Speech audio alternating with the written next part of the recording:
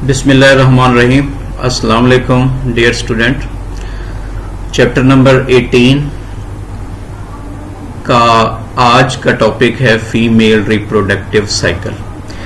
इससे प्रीवियस जो टॉपिक आप लोगों ने पढ़ा था वो था female reproductive system. Female reproductive system में आपने देखा था कि जी उसमें हमने जिन चीज़ों को डिस्कस किया था कि जी स्ट्रक्चर में ओवरी क्या है, उसके बाद उसमें जो है वो यूटेरस और सर्वैक्स और वेजाइना, और उसके साथ साथ हमने वहाँ पे खासकर ओजेनेसिस के प्रोसेस को जो था वो डिटेल से डिस्कस किया था। तो आज का हमारा टॉपिक है फीमेल रिप्रोडक्टिव साइकिल। साइकिल इस वजह से कहा गया है क्योंकि देखें कि अब दिन है तो फिर उसके बाद रात आनी है, फिर उसके बाद दिन आना है, तो ये एक चीज बार बार रिपीट हो रही है, तो इसको हम कहते हैं जी साइक्लिक एक्टिविटी में। तो बेसिकली फीमेल के अंदर जो प्रोडक्शन ऑफ एग है वो बेसिकली क्या है, साइक्लिक एक्टिविटी है। अगर इसका कंपैरिजन करें हम मेल के अंदर, तो मेल के अंदर प्रोडक्शन ऑफ स्पर्म जो है वो एक कंटिन्यूअस प्रोसेस है और वो प्यूबर्टी स्टेज से लेकर थ्रू आउट लाइफ जो है वो कंटिन्यू रहता है उसके अंदर।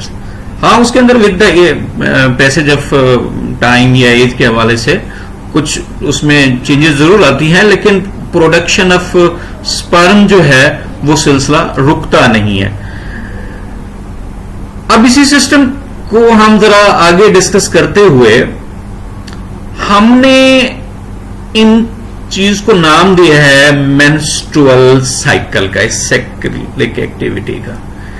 अच्छा, मेंस्ट्रुअल का वर्ड जो है लैटिन लैंग्वेज में ये है मंथली से, क्योंकि मंथ में ये चीज एक दफा रिपीट हो जाती है, साइक्लिक एक्टिविटी में आ जाती है, तो इस वजह से हमने इसको क्या नाम दिया है, मेंस्ट्रुअल साइकिल का नाम दिया है। अप्रोक्सीमेटली ह्यूमन फीमेल के अंदर ये आइडियल कंडीशंस में 28 डेज में ये साइकिल कंप्लीट हो जाता है। बट सम केसेस के अंदर कुछ एक्सेप्शनल केसेस भी हैं जिसको हमने आगे जाके डिस्कस करना है। तो यहां पर जो है पूरे होल रिप्रोडक्टिव सिस्टम के अंदर ना सिर्फ स्ट्रक्चरल चेंजेस आती हैं बल्कि साथ साथ में क्या आती है, फंक्शनल चेंजेस भी आती हैं। अब होल रिप्रोडक्टिव सिस्टम से क्या मुराद है? होल रिप्रोडक्टिव सिस्टम में यहां पे हमने देखना है कि जी ओवरी भी है और यूटेरस भी है, दोनों में चेंजेस आती हैं। जो चेंजेस कहां आ रही हैं ओवरी के अंदर, तो उसको हम क्या कहेंगे, ओवरियन साइकिल कहेंगे, और जो चेंज यूटेरस के अंदर आते हैं उसे हम क्या कहते हैं, यूटेराइन साइकिल कहते हैं। और इन तमाम चेंजेस को जो कंट्रोल कर रहा है या रेगुलेट कर रहा है बेसिकली वो हार्मोन्स हैं। वो हार्मोन पिट्यूटरी ग्लैंड से रिलीज होने वाले हार्मोन्स हैं जिनको हम क्या कहते हैं, गोनेडोट्रोफिन्स हार्मोन। इसका कंसेप्ट डिटेल से आप चैप्टर नंबर 17 में पढ़ेंगे, लेकिन थोड़ा सा मैं इसको यहां पे एक्सप्लेन कर देता हूं कि जी ऐसे हार्मोन जो एक जगह से रिलीज हों एक ग्लैंड से और किसी दूसरी जगह पे जाके वो क्या करें, दूसरे ग्लैंड पे काम करें और उसको रेगुलेट करें। तो यहां पर भी कुछ यही हो रहा है कि पिट्यूटरी ग्लैंड से ये हार्मोन रिलीज हो रहे हैं और आ कहां पे रहे, गोनेड्स पे गए रहे हैं। और फीमेल के अंदर गोनेड क्या होती हैं जी, ओवरीज हैं जी। तो मेंस्ट्रुअल साइकिल को ह्यूमन फीमेल के अंदर हम 4 फेजेस में क्या कर देते हैं, डिवाइड कर देते हैं। उसकी जो पहली फेज है उसको हम फोलिकुलर स्टेज कहते हैं, और ये चेंज आ रही है किसके अंदर, ओवरी के अंदर, और इसी को हम प्रोलिफरेटिव फेज भी कहते हैं। और ये चेंज कहां पे आ रही है, ये चेंज आ रही है बेसिकली यूटेरस के अंदर आ रही है। फोलिकल को समझने के लिए जो प्रीवियस लेक्चर है उसको आपको लाजमी देखना पड़ेगा। फोलिकल सबसे पहले ओवरी के अंदर फोलिकल प्राइमोर्डिया होते हैं, फिर वो फोलिकल डेवलप करते हैं, फिर प्राइमरी फोलिकल बनते हैं, फिर सेकेंडरी फोलिकल बनते हैं, फिर टर्शरी फोलिकल के अंदर जाते हैं।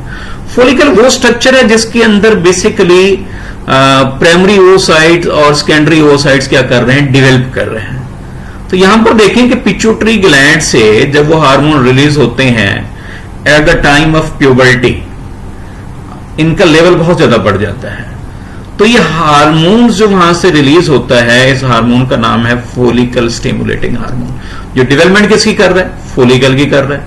मैंने कहा जी फोलिकल प्राइमोर्डिया तो मौजूद थे, फिर वहां से क्या बना जी, प्राइमरी फोलिकल, फिर सेकेंडरी फोलिकल, फिर टर्शियरी फोलिकल, फिर लास्ट में जाके स्टेज में उसको क्या कहते हैं हम लोग, ग्रेफियन फोलिकल का नाम देते हैं। फोलिकल स्टिमुलेटिंग हार्मोन ने यहां पे स्टिमुलेट किसको कर दिया है जी, स्टिमुलेट किया है और डेवलपमेंट की है सेवरल प्राइमरी फोलिकल्स की। अब होता क्या है यहां पर, उनमें से एक जो होता है फोलिकल, वो आगे किस में कन्वर्ट हो जाता है, प्राइमरी ओसाइट्स के अंदर। यहां उनकी कोई तादाद नहीं है, 4 भी हो सकते हैं, 5 भी हो सकते हैं, 10 तक भी हो सकते हैं, इससे भी ज्यादा हो सकते हैं। जो एक उसमें से ज्यादा फास्टली अपनी डेवलपमेंट को कंप्लीट कर लेता है, वो आगे कंटिन्यू करता है। आपको पता है कि नेचर उस चीज को सिलेक्ट करती है जो हेल्दी होता है, जो एक्टिव होता है और जिसके आगे सर्वाइवल के चांसेस ज्यादा होते हैं। तो बाकी जो होते हैं, एक तो किस में कन्वर्ट हो गया, प्राइमरी ओसाइट्स के अंदर, बाकी जो होते हैं वो सारे के सारे यहां पे क्या हो जाते हैं, ब्रेक डाउन कर जाते हैं अंडर डेवलपमेंट। जहां पे जिस स्टेज पे वो डेवलप कर रहे थे उसके बाद वो खत्म हो जाते हैं। तो इस फिनोमिना को हम नाम देते हैं फोलिकल एट्रेजिया। फोलिकल का नेम तो फोलिकल से आ गया, एट्रेजिया का मतलब होता है डिस्ट्रॉय हो जाना, खत्म हो जाना, डीजनरेट हो जाना। तो एक आगे जाएगा प्राइमरी ओसाइट्स के अंदर और बाकी जो होंगे वो सारे के सारे क्या हो जाएंगे, यहां से डीजनरेट हो जाएंगे। उसके बाद क्या होता है कि ovary under influence of follicle stimulating hormone एक और चीज को रिलीज कर रही है जिसका नाम क्या है, एस्ट्रोजन। ये बड़ा इंपॉर्टेंट हार्मोन है। एस्ट्रोजन जैसे ही रिलीज होता है तो ये दो काम करता है। एक तो ये स्टिमुलेशन शुरू कर देता है एंडोमेट्रियम की।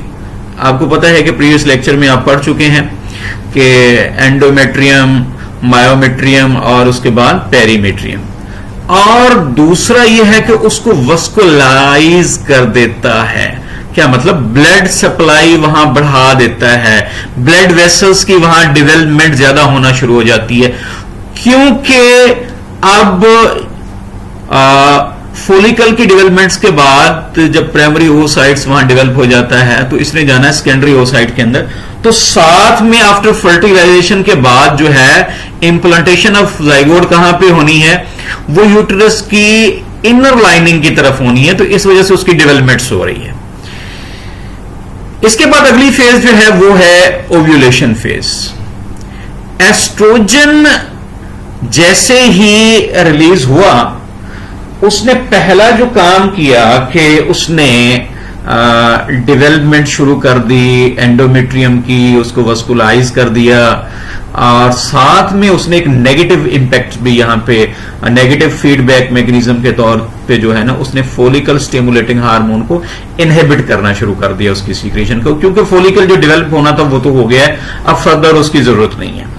तो जैसे ही फोलिकल स्टिमुलेटिंग हार्मोन का लेवल डिक्रीज हो जाता है तो एस्ट्रोजन की मिकदार भी बढ़ जाती है और साथ में एक और हार्मोन रिलीज हो जाता है जिसका नाम है ल्यूटिनाइजिंग हार्मोन। ये बड़ा इंपॉर्टेंट हार्मोन है जो इंड्यूस करता है किस चीज को, ओव्यूलेशंस को। ओव्यूलेशंस क्या है, उस ग्रेफियन फोलिकल में से सेकेंडरी ओसाइट का रिलीज होना, दैट इज कॉल्ड ओव्यूलेशंस। और ये सारा प्रोसेस कहां पे हो रहा है, ये ओवरी के अंदर हो रहा है। इसको हम क्या कहते हैं, इसको हम ल्यूटियल स्टेज कहते हैं। फोलिकल सेल रिलीज कर देगा एग को और जो बाकी स्ट्रक्चर होगी फोलिकल की वो मॉडिफाइड हो जाएगी एक स्पेशल स्ट्रक्चर के अंदर जिसको क्या कहेंगे, कार्पस ल्यूटियम। क्योंकि फोलिकल क्या हो गया, लुट गया है। कैसे लुट गया है जी, उसने वो जो सेकेंडरी ओसाइट थे वो रिलीज कर दी है। अब उसके पास कुछ नहीं बचा, अब वो सिर्फ और सिर्फ वो एक येलोइश ग्लैंडुलर बॉडी के अंदर या स्ट्रक्चर के अंदर चेंज हो गया है। अब उसका क्या काम है, उसने प्रोजेस्टेरॉन को रिलीज शुरू कर देना है। अब प्रोजेस्टेरॉन का क्या इफेक्ट है, प्रोजेस्टेरॉन का यहां पे दो बड़े इंपॉर्टेंट इफेक्ट हैं। एक तो वो डेवलप कर रहा है जी एंडोमेट्रियम को, मजीद उसको थिक कर देगा, उसको ब्लड सप्लाई वहां पे ज्यादा हो जाएगा। ये उस चीज की तैयारी हो रही है कि अगर कंसेप्शन हो जाती है तो प्रेगनेंसी हो जाती है तो उस वक्त वो उसको क्या कर सके, ज़ायगोट इंप्लांट कर सके यूटेरस के अंदर। और दूसरी बात क्या है कि रेडी फॉर इम्प्लांटेशन। ये 3 स्टेजेस हैं। अब बेसिकली 2 केसेस होते हैं। एक तो ये है कि जी अगर फर्टिलाइजेशन हो जाती है तो तब तो ये जो है प्रोजेस्टेरॉन ये प्रेगनेंसी को मेंटेन करेगा और प्रेगनेंसी स्टार्ट हो जाएगी। फर्दर उसकी डेवलपमेंट्स और ग्रोथ जो मराहल हैं उसके वो कंप्लीट होंगे। लेकिन हमने इसके अंदर ये चीज डिस्कस करनी है कि अगर if fertilization does not occur, इसको कहते हैं हम लोग मेंस्ट्रुअल स्टेज। अगर फर्टिलाइजेशन नहीं होती तो तब क्या होता है, कार्पस ल्यूटियम जो है वो डीजनरेट होना शुरू हो जाता है। एटलीस्ट 24 आवर्स तक सिर्फ एग वहां सरवाइव कर सकता है। जितना भी उसमें एस्ट्रोजन रोल प्रोवाइड कर रहा था, प्रोजेस्टेरॉन रोल प्रोवाइड कर रहा था यूटेरस के डेवलपमेंट्स के अंदर, जब वहां पर फर्टिलाइजेशन नहीं होती तो ये प्रोजेस्टेरॉन की सीक्रेशन भी डिक्रीज हो जाती है और कार्पस ल्यूटियम क्या हो जाता है, डिस्ट्रॉय होना शुरू हो जाता है। तो उसका जो स्पोर्टिंग इफेक्ट था रिड्यूस हो जाता है। किसके ऊपर स्पोर्टिंग इफेक्ट था, वो स्पॉन्जी एंडोमेट्रियम के ऊपर कर रहा था। यहां पे वर्ड स्पॉन्जी का मतलब यह है कि जो एंडोमेट्रियम्स होती है वो बिल्कुल थिक नहीं होती, उसमें जो है वो माइक्रोपोर्स होते हैं और वो माइक्रोपोर्स में बेसिकली क्या है, ब्लड वेसल की ज्यादा से ज्यादा सप्लाई होती है। तो वो लुक देती है इस तरह स्पॉन्जेस की स्ट्रक्चर की या पोरस स्ट्रक्चर्स की, इस वजह से। और रिजल्टेंट क्या होगा, जब एंडोमेट्रियम के स्पॉन्जी टिश्यूज के ऊपर उसका इफेक्ट रिड्यूस हो जाएगा तो एंडोमेट्रियम भी क्या हो जाएगी, वहां से ब्रेक करना शुरू कर देगी। तो इस फेज के अंदर डिस्चार्जिंग ऑफ ब्लड और सेल डिब्रीज जो होते हैं वो फीमेल रिप्रोडक्टिव पार्ट या वेजाइना से क्या हो जाते हैं, बाहर रिमूव होना शुरू हो जाते हैं। और क्योंकि इसमें जो फेज होती है ऑलमोस्ट वो एक शॉर्ट ड्यूरेशन के लिए होती है, तो उस शॉर्ट ड्यूरेशन के लिए ऑलमोस्ट वेरी करता है, लेकिन 3 to 7 डेज तक ये जो है वो चलता है। इसको हम क्या कहते हैं, मेंस्ट्रुएशंस कहते हैं। ये एक स्टेज है उस मेंस्ट्रुअल साइकिल के अंदर बेसिकली। अब इसके बाद क्या होता है कि जो फेजेस हैं उसमें एक मैंने शुरू में बताया था कि जी जो ये स्टेजेस हैं मेंस्ट्रुएशंस की 3 to 7 डेज चलती हैं। अब इस साइकिल को हमने शुरू में डिस्कस किया था कि जी 28 डेज का है आइडियल कंडीशंस में, लेकिन इसके अंदर वेरिएशंस भी हैं इन डिफरेंट इंडिविजुअल्स के अंदर। डिफरेंट इंडिविजुअल के क्या मतलब कि डिफरेंट फीमेल के अंदर और इवन इन सेम इंडिविजुअल के अंदर, एक सेम फीमेल के अंदर भी। अच्छा, ये वेरिएशन कैसे आ सकती हैं? ये एक ही मतलब फीमेल है तो उसके अंदर जो है वो अगर उसको 14, 15, 16 की एज में रेगुलेशन थी, अब 30 या 35 की एज में और उसमें चेंजेस आ सकती हैं। 40 इयर्स की जाके कुछ और चेंजेस आ सकती हैं उसके अंदर। तो मतलब ये कांस्टेंट नहीं है 28 डेज। आइडियल कंडीशन जो है वो 28 डेज है। अब इसमें कौन से ऐसे फैक्टर हैं जो इस चीज को डिस्टर्ब कर सकते हैं? एक तो जी माल नरिशमेंट है, फूड डेफिशिएंसी है, और डेफिनेट बात है फूड डेफिशिएंसी होती है तो ब्लड डेफिशिएंसी भी होती है, या समटाइम इमोशनल स्ट्रेस है, टेंशन्स हैं, कोई ड्रग्स ले रहे हैं, या आपको कोई डिजीज है, तो ये चीजें भी उसको क्या कर सकती हैं, डिस्टर्ब कर सकती हैं इस साइकिल को।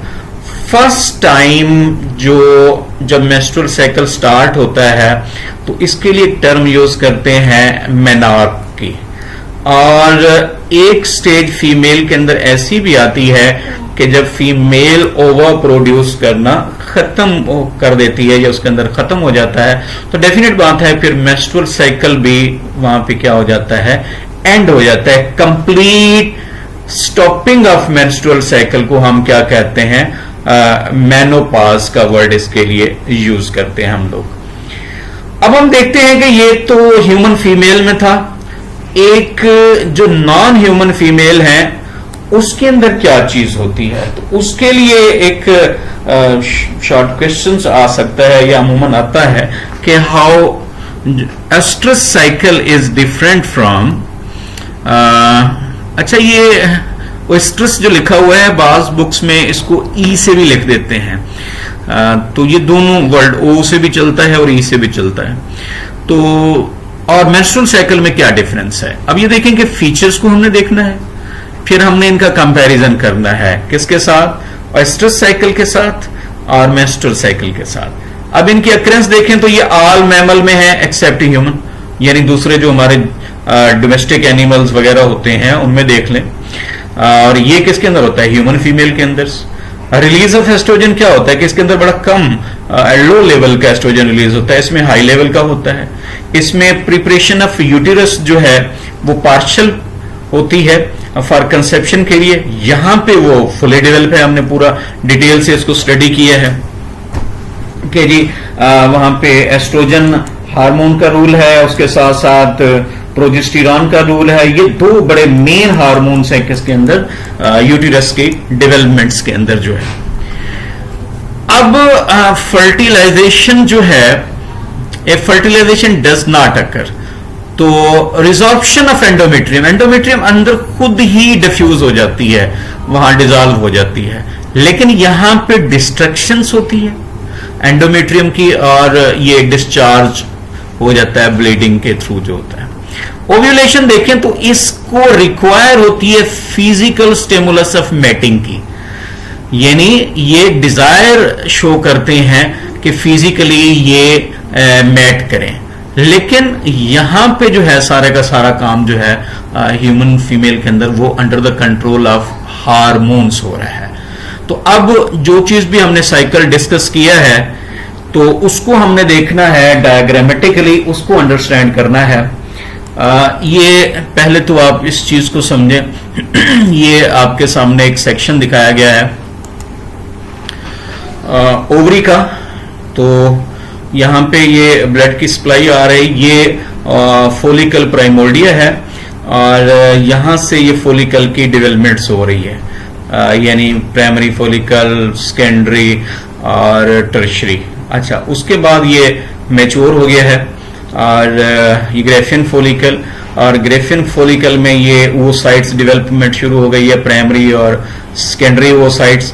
तो यहाँ पे क्या होता है, ये ओव्यूलेशन फोलिकल डेवलपमेंट हो गई है, उसके बाद ये फोलिकल फ्लूइड है, और यहाँ से ओव्यूलेशन जो है वो हो गई है। तो ओव्यूलेशंस में यहाँ पे आपको उस सेकेंडरी वो साइट्स के बाहर जो है ना वो दो चीजें आपको नजर आ रही हैं, और उसमें एक जोना पेलोसिडा है और कोरोना रेडिएटा है। ये कोरोना रेडिएटा तो इनको जो है ना वो प्रोटीन्स वगैरह भी बड़ा इंपॉर्टेंट रूल है इसका नरिशमेंट के हवाले से, और जोना पेलोसिडा जो है यहाँ पे उसको प्रोटेक्शंस के हवाले से बड़ा इंपॉर्टेंट रूल है। तो जैसे ही ये ओव्यूलेशन यहाँ हो जाती है तो ये आप देख रहे हैं कि ये येलो एक ग्लैंडुलर बॉडी के अंदर चेंज हो जाता है, और यहां से क्या रिलीज होना शुरू हो जाता है, प्रोजेस्टेरॉन्स। अब ये सिलसिला चलता रहता है जब तक फर्टिलाइजेशंस का टाइम ड्यूरेशन एंड नहीं हो जाता जब तक सेकेंडरी ओसाइट डीजनरेट होना नहीं शुरू हो जाता।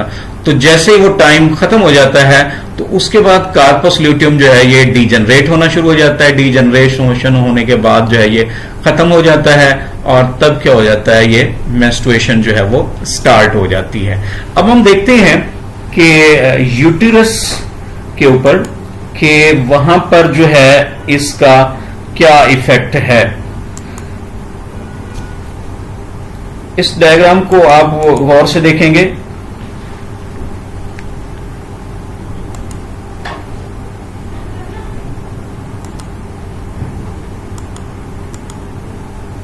हाँ जी, तो ये आपके सामने डायग्राम आ गई है। अच्छा, इसको आप देखें तो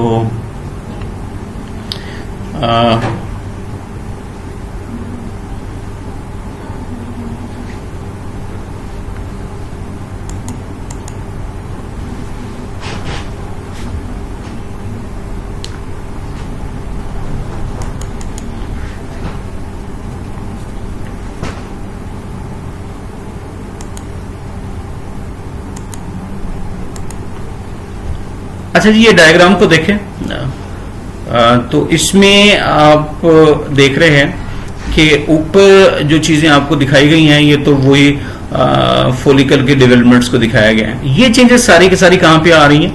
ये चेंजेस आई हैं सारी की सारी वहां पे ओवरी के अंदर, ये ओवरीन साइकिल, और साथ में ही पैरेलल चेंजेस आ रही होती हैं, यूटेरस में भी चेंजेस आ रही होती हैं। तो हमने ये इसको डिवाइड कर दिया है ऑलमोस्ट 28 डेज के अंदर जो है ना, यहाँ पे आप देख रहे हैं। अच्छा, डे जो है 28 से लेकर 4 डेज तक या 5 तक, ये तो फेजेस होती है अमूमन मेंस्ट्रुएशंस की। ठीक है जी। उसके बाद यहाँ पे प्रोलिफरेटिव फेज स्टार्ट हो गई है। प्रोलिफरेशन का मतलब यह है कि फैल जाना। यहां पे ब्लड वेसल्स जो है वो ज्यादा डेवलप करना शुरू हो गए हैं। यहां पे हार्मोन का जो है वो स्पोर्टिंग रोल स्टार्ट हो चुका है प्रोलिफरेटिव फेज के अंदर, क्योंकि जब मेंस्ट्रुएशंस होती है तो तब बहुत कम रोल होता है, हार्मोन्स बहुत रिड्यूस हो जाते हैं, कम हो जाते हैं।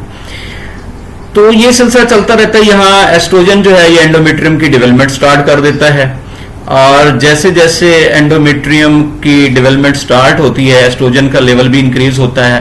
तो एस्ट्रोजन दो काम करता है, एक तो ये फोलिकल स्टिमुलेटिंग हार्मोन को रिड्यूस कर देता है और साथ में इंड्यूस करवाता है किसको, यहाँ पे ल्यूटिनाइजिंग हार्मोन्स को। तो अमूमन ये होता है कि एट द मंथ जो जितने भी साइकिल है 28 डेज का है, तो उसका जो मिड है 13 to 14 के बीच में जो होता है, ये बेसिकली वो टाइम ड्यूरेशंस होता है कि जब ओव्यूलेशन के चांसेस जो होते हैं वो क्या होते हैं, मैक्सिमम होते हैं। यानी यहाँ लगभग 13 और 15 के दरमियान में 14 ही बनता है। तो जैसे ये रिलीज होता है तो उसके बाद ये कार्पस ल्यूटियम जो है ये और बढ़ा देता है किस चीज को, एंडोमेट्रियम की डेवलपमेंट्स को, प्रोजेस्टेरॉन हार्मोन रिलीज करके।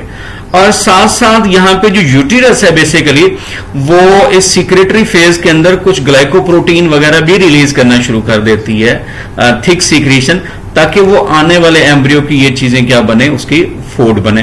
तो ये सिलसिला यानी यूं समझ लें कि कार्पस ल्यूटियम जो है ये तकरीबन जो है वो 13 डेज तक, 13 to 14 डेज तक मतलब कंटिन्यूसली प्रोजेस्टेरॉन हार्मोन रिलीज करता है।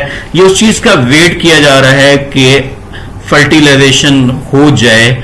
जब फर्टिलाइजेशन इस बिल्कुल एंड में नहीं होती तो तब क्या होती है, रिग्रेसिव कार्पस ल्यूटियम यानी उसकी डिजेनरेशन शुरू हो जाती है। और जैसे इसकी डिजेनरेशन होती है तो फिर कौन सी स्टेज आ जाती है, फिर मेंस्ट्रुएशन स्टेजेस आ जाती है। और फिर वो हार्मोनल जो रूल्स है, जो सपोर्टिंग रूल था इसके स्पॉन्जी टिश्यूज के ऊपर, वो रिड्यूस हो जाता है। अब एंडोमेट्रियम की जो डेवलपमेंट हो चुकी थी, जो थिक बनती है, ये यहां से ब्रेक हो जाती है। ब्रेक होने के बाद ये क्या होता है, वो ब्लीडिंग के साथ सेल डेब्रीज की फॉर्म में वेजाइनल ओपनिंग से क्या हो जाती है, ये रिलीज हो जाते हैं बाहर, और फिर दोबारा जो होता है ये नया साइकिल एक स्टार्ट हो जाता है। तो इस तरीके से जो है ह्यूमन के फीमेल के अंदर जो है ये जो एक है एग प्रोडक्शन है और उसकी डेवलपमेंट है, ये क्या है, एक साइक्लिक एक्टिविटी कंसीडर की जाती है एज कंपेयर टू किसके, मेल के। इंशाल्लाह आपको ये लेक्चर अंडरस्टैंड हो गया होगा। अगर इससे रिलेटेड कोई भी क्वेश्चंस होगा तो वो फिर बाद में आप मुझसे डिस्कस कर सकते हैं, पूछ सकते हैं। इंशाल्लाह नेक्स्ट लेक्चर के साथ कल फिर मुलाकात होगी। तब तक खुदा हाफिज।